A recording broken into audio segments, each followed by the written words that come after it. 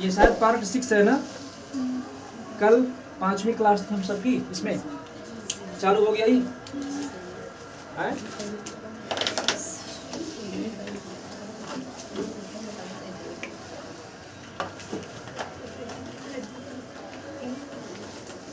तो आप लोग दक्षिण अमेरिका पढ़ के आए हैं ना?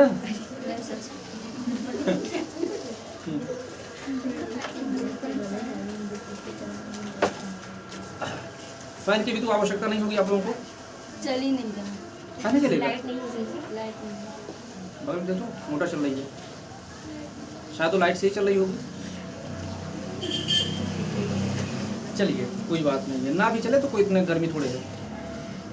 तो यूरोप महाद्वीप आज हम लोग पढ़ेंगे, जो ये सीरीज चल रही है हम सब की लूसेंट में, तो उसमें आज हम लोग यूरोप महाद्वीप, कल हम लोग उत्तरी अमेरिका का जिक्र किए थे ना।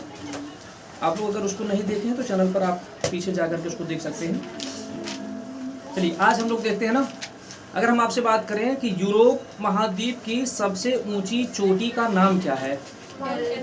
Mount Elbrus. अच्छा, अगर हम आपसे ऐसे कुछ पूछें कि यूरोप को या प्रायद्वीपों का प्रायद्वीप किसे कहा जाता है? यूरोप को कहा जाता है प्रायद्वीपों का प्रायद्वीप। अब प्रायद्वीप क्या होता है, जरा इसको जरा हमको क्लियर कर दीजिए। तो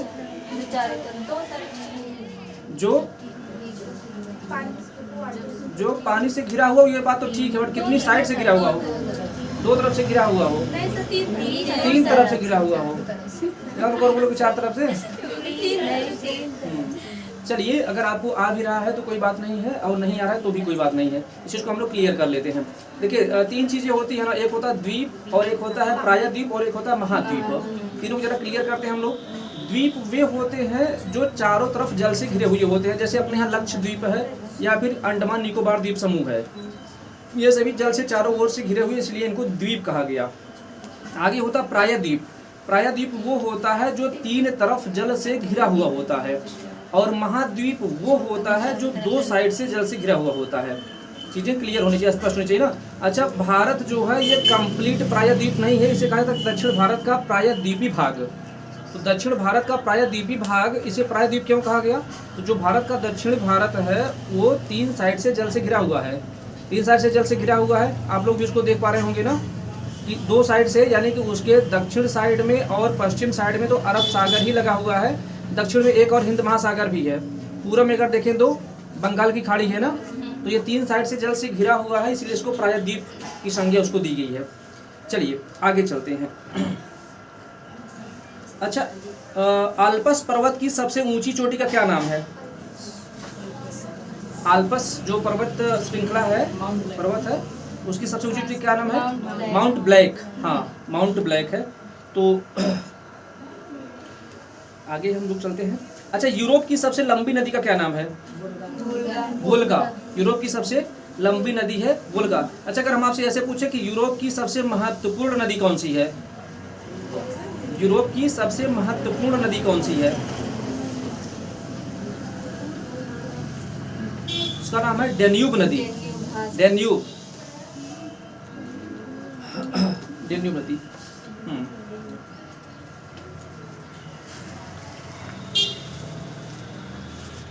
अच्छा, एक चीज और आपको पता है ना कि जो यूरोप की सबसे लंबी नदी वोल्गा है, इसको एक और दूसरी नदी डान नदी है, डान नदी से इसको मिला दिया गया है। तो अब उस महाद्वीप के अंदर भी जाने का रास्ता साफ हो गया है। अब उस महाद्वीप के काफ़ी अंदर तक जा करके इससे जहाज़ों का आवागमन वहाँ पर शुरू हो गया है। अच्छा, यूरोप महाद्वीप का सबसे बड़ा नगर कौन सा है? यूरोप का लंदन। हाँ, लंदन यूरोप महाद्वीप का सबसे बड़ा नगर है। और लंदन किस नदी के किनारे है? टेम्स नदी के किनारे है, आप सभी लोग जान रहे होंगे। अच्छा, फ्रांस की राजधानी पेरिस, पेरिस किस नदी किनारे है? सी नदी। अच्छा, पेरिस को और किन किन नामों से जाना जाता है बताएं कुछ? फैशन नगरी है, सुरा सुंदरियों का देश है, और विश्व का सबसे सुंदर नगर, ऐसी उसकी संज्ञा दी जाती है। एफिल टावर कहाँ पर है? पेरिस में ही है। ये सारी चीजें आप लोग जानते रहेंगे, ठीक है। अच्छा, फ्रांस में ही एक कॉन नामक शहर है, तो कान में ही कान फिल्म फेस्टिवल होता है, एक अवार्ड दिया जाता है। तो कान फिल्म फेस्टिवल भी यहाँ पर होता है। कान एक शहर है। अच्छा, यूरोप में गेहूं का प्रमुख उत्पादक देश कौन सा है? यूक्रेन है। यूक्रेन और रूस का भी युद्ध चल रहा है हाल फिलहाल में ना। यूक्रेन की राजधानी का नाम आप लोग बता सकते हैं? कीव। हाँ सही है। और इस समय कौन है वहाँ के प्राइम मिनिस्टर, बता सकते हैं आप लोग? Volodymyr Zelensky.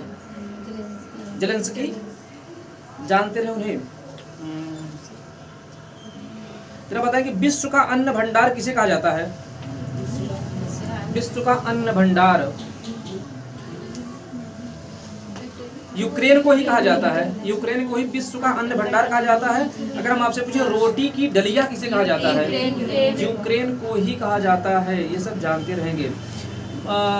विश्व में सबसे ज्यादा अंगूर कहाँ होता है? इटली में। और जैतून वो भी इटली में ही है।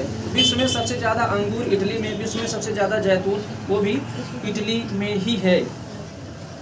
अच्छा, दुनिया की सबसे व्यस्त नदी का नाम क्या है? राइन नदी। हाँ, राइन नदी यूरोप महाद्वीप में ही है ये भी। तो अच्छा, फिर आप लोग बताएंगे कि आल्प्स का सबसे ऊंची चोटी कौन थी? माउंट ब्लैक थी ना। माउंट ब्लैक किस नदी के किनारे है? बेटा बताएंगे ये? राइन नदी के किनारे है। जो ब्लैक फॉरेस्ट है वो राइन नदी के ही किनारे स्थित है। जरा बताएंगे यूरोप का सबसे महत्वपूर्ण रेल मार्ग कौन सा है? ओरिएंट रेल मार्ग है।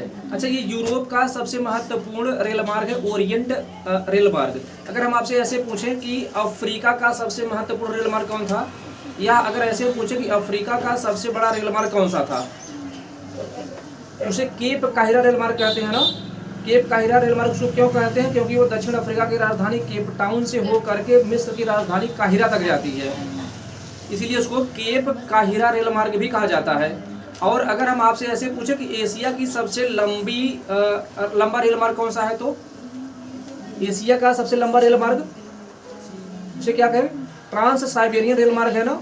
ट्रांस साइबेरियन ये रूस में लेनिनग्राड से व्लादिवोस्टोक तक जाता है। ये चीजें याद होनी चाहिए हम सबको।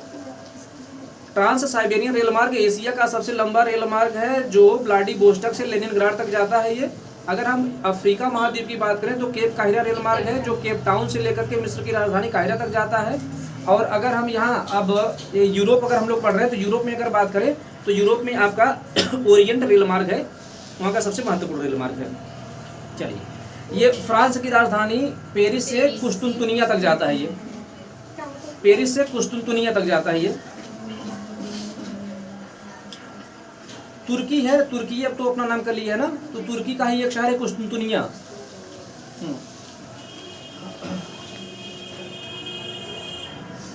क्षेत्रफल की दृष्टि से विश्व का सबसे बड़ा देश कौन सा है?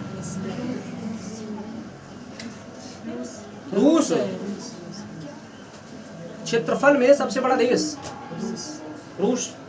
किस महाद्वीप में है ये? यूरोप में है और एशिया में भी है। अच्छा, रूस के एशियाई भाग को क्या नाम दिया जाता है? साइबेरिया। हाँ हाँ हाँ। अगर हम आपसे बात करें ये कौन सा है ये? दुनिया की सबसे बड़ी झील का क्या नाम है? कैस्पियन सागर ना। कैस्पियन सागर कहाँ पर स्थित है ये? रूस के किस भाग में? साइबेरिया भाग में ही है वो। जानते रहेंगे इस चीज को ना। शैंपेन शराब सबसे अधिक कहाँ बनती है? फ्रांस में।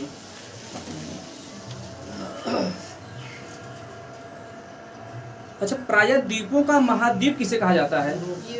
यूरोप को। अब देखो, प्रायद्वीपों का महाद्वीप क्यों कहा जाता है इसको? क्योंकि उसके अधिकांश देश तीन तरफ जल से घिरे हुए होंगे। हाँ ठीक है। झीलों का देश किसे कहते हैं? हाँ। यूरोप का भारत किसे कहा जाता है? इटली को यूरोप का भारत कहा जाता है। अच्छा, इसको यूरोप का भारत काहे कहते हैं? भारत की तरह वो कृषि प्रधान देश है। बढ़िया। इंग्लिश चैनल किन दो देशों के बीच में है? इंग्लिश चैनल फ्रांस और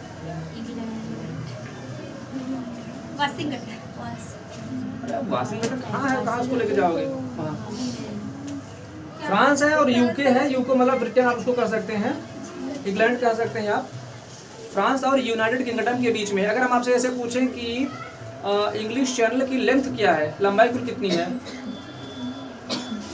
34 किलोमीटर है उसकी लंबाई, 34 किलोमीटर या 17 किलोमीटर, जरा आप लोग इसको क्लियर कर लीजिएगा ना, या तो 17 किलोमीटर है या फिर 34 किलोमीटर है, आप लोग भी जरा इसको क्लियर कर लीजिएगा। और अगर हम आपसे ऐसे बात करें कि इंग्लिश चैनल को तैर कर पार करने वाली पहली भारतीय महिला कौन थी, नाम क्या?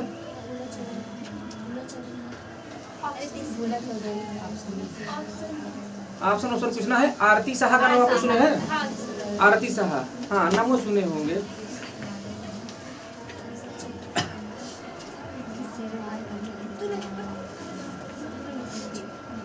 अच्छा, यूरोप का गर्म कंबल किसे कहा जाता है?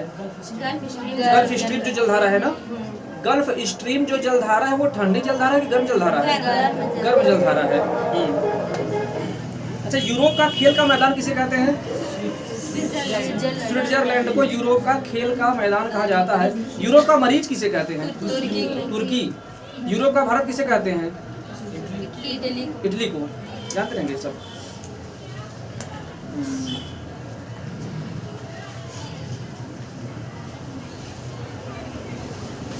अच्छा, नीदरलैंड में सागर तट के आसपास तटबंध बनाए गए हैं, उन तटबंधों को क्या नाम दिया गया है वहां पर? नीदरलैंड में बड़े बड़े तटबंध बनाए गए हैं, तटबंधों को वहां पर क्या कहा जाता है? डाइक कहा जाता है, डाइक।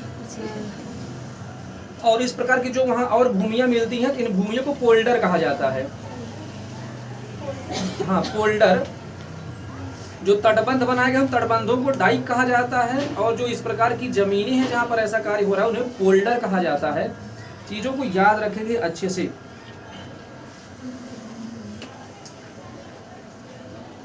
अच्छा, फ्रांस एवं स्पेन के बीच सीमा बनाने वाला पर्वत कौन सा है? फ्रांस और स्पेन के बीच सीमा बनाने वाला पर्वत कौन सा है? उसका नाम है पेरिनीज।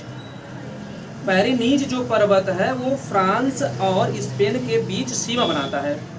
पेरिनीज पर्वत स्पष्ट हो रहा है ना जो हम बोल रहे हैं? पेरिनीज पर्वत ये फ्रांस और स्पेन के बीच में सीमा बनाता है। अच्छा, इटली की गंगा किस नदी को कहा जाता है? हाँ, पो नदी को, पो नदी है, उसे इटली की गंगा कहा जाता है। अच्छा, फ्रांस की ऐसी कौन सी नदी है जो इंग्लिश चैनल में ही गिरती है?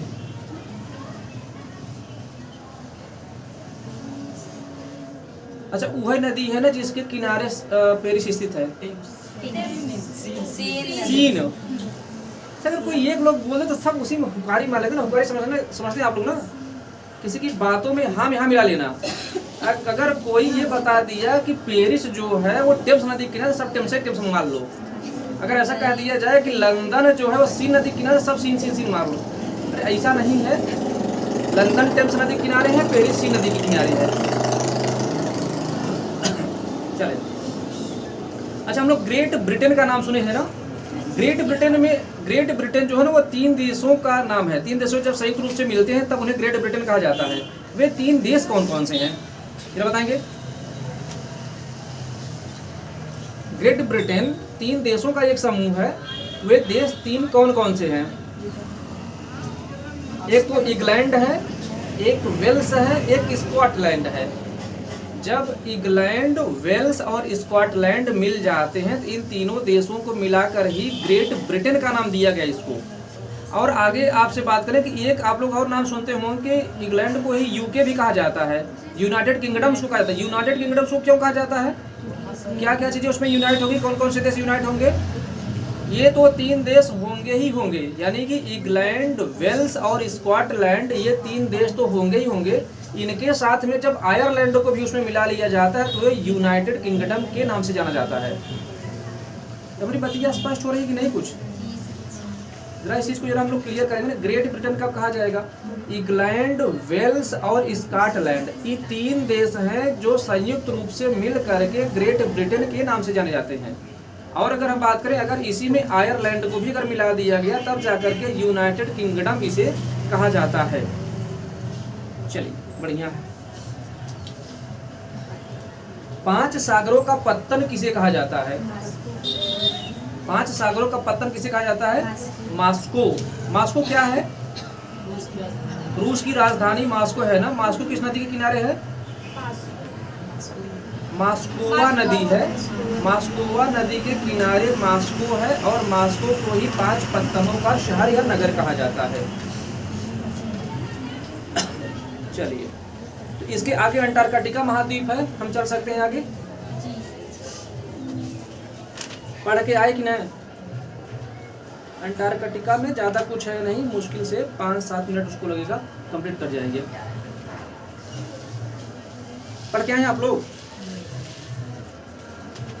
बोला जा सकता है, हाँ या ना में जवाब दिया जा सकता है। नहीं पढ़े हैं ना, तो ठीक है, कोई बात नहीं है। आप लोग अगले दिन अंटार्कटिका महाद्वीप और दक्षिण अमेरिका, ये दोनों का पढ़ करके आएंगे।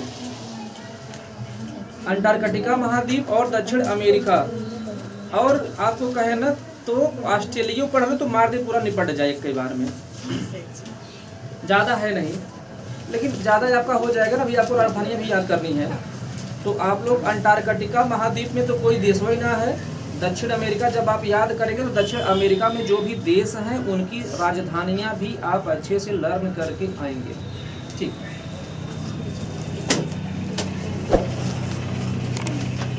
इसको बस कर सकते हैं। अभी आज मैं लाया था आप लोगों के लिए, लेकिन